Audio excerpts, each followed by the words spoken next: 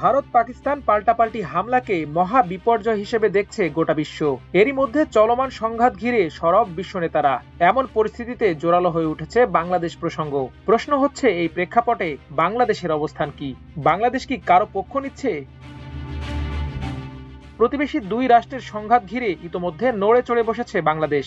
চলমান পরিস্থিতি নিয়ে গভীর উদ্বেগ প্রকাশ করে বুধবার দুপুরে এক বিবৃতিতে উভয় পক্ষকে সংযম প্রদর্শনের আহ্বান জানিয়েছে বাংলাদেশের পররাষ্ট্র মন্ত্রণালয়। বিবৃতিতে পররাষ্ট্র মন্ত্রণালয় বলছে, ভারত ও পাকিস্তানের ক্রমবর্ধমান পরিস্থিতি নিবিড়ভাবে পর্যবেক্ষণ করছে বাংলাদেশ সরকার। অন্যদিকে দুই দেশের সংঘাতময় পরিস্থিতিতে বাংলাদেশের সীমান্তবর্তী জেলাগুলোর পুলিশ সুপারদের সতর্ক থাকার নির্দেশ দিয়েছেন পুলিশ মহাপরিদর্শক আইজিপি বাহারুল আলম। আজ বিকেলে রাজধানীর গুলশানে এক অনুষ্ঠানে আইজিপি বলেন, ভারত পাকিস্তান যুদ্ধকে কেন্দ্র করে বাংলাদেশের নিরাপত্তা যেন বিঘ্নিত না হয়, কোনো জঙ্গি বা সন্ত্রাসী যেন আমাদের দেশে প্রবেশ করতে না পারে, সেজন্যই সীমান্ত জেলাগুলোর পুলিশ সুপারদের সতর্ক করা হয়েছে।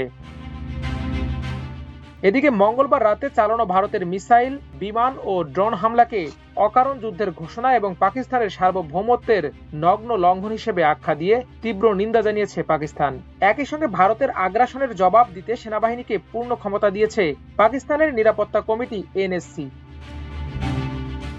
পাকিস্তান তাদের সেনাবাহিনীকে পূর্ণ ক্ষমতা দেওয়ার ঘোষণার পর পরিস্থিতি আরো জটিল হওয়ার আশঙ্কা করছেন বিশ্লেষকরা। তাদের মতে পাল্টাপাল্টি হামলা চলমান থাকলে সংঘাতে জড়াতে পারে দেশ দুটির বন্ধু রাষ্ট্ররাও। এরই মধ্যে চলমান সামরিক সংঘাতে ভারতের প্রতি দৃঢ় সমর্থন জানিয়েছে ইসরায়েল। বিপরীতে পাকিস্তানের প্রতি সংহতি জানিয়ে পাশে থাকার বার্তা দিয়েছে তুরস্ক। ভৌগোলিক অবস্থানের কারণে বাংলাদেশও বড় ফ্যাক্টর হয়ে দাঁড়িয়েছে। এর আগে হোয়াইট হাউসে সাংবাদিকদের এক প্রশ্নের জবাবে ভারতের এই হামলাকে লজ্জাজনক উল্লেখ করে মার্কিন প্রেসিডেন্ট ডোনাল্ড ট্রাম্প বলেন, এটি সত্যি দুঃখজনক। আমি শুধু চাই দ্রুত এই সংকটের অবসান ঘটুক। চলমান সংকটের মধ্যে সীমান্তবর্তী রাজ্যগুলোর মুখ্যমন্ত্রীদের সঙ্গে আজ বৈঠক করেছেন ভারতের প্রধানমন্ত্রী নরেন্দ্র মোদী। এদিকে পাকিস্তানে ভারতের হামলার পর ফ্লাইট বাতিলের হিড়িক পড়েছে। হামলার পর থেকে ভারত ও পাকিস্তানে প্রায় 550 ফ্লাইট বাতিল করা হয়েছে। Flight tracking website flight radar 24-এর হিসাব অনুযায়ী পাকিস্তানে মোট 135টি ফ্লাইট আর ভারতে 417টি নির্ধারিত ফ্লাইট বাতিল হয়েছে। অন্যদিকে ভারতের শীর্ষস্থানীয় এক এয়ারলাইন্স তাদের যাত্রীদের জন্য ভ্রমণ নির্দেশিকা জারি করেছে।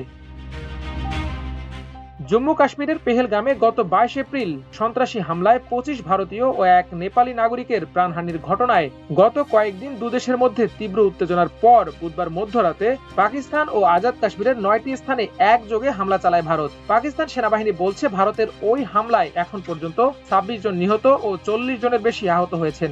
এদিকে সীমান্ত লাগোয়া ভারতের বিভিন্ন এলাকায় কামানের গোলা ছুড়েছে পাকিস্তানের সামরিক বাহিনী। ভারতের সেনাবাহিনী বলছে, মঙ্গলবার রাত থেকে পাকিস্তানের ছোড়া কামানের গোলার আঘাতে ভারতে 15 বেসামরিক নাগরিক নিহত ও 43 জন আহত হয়েছে।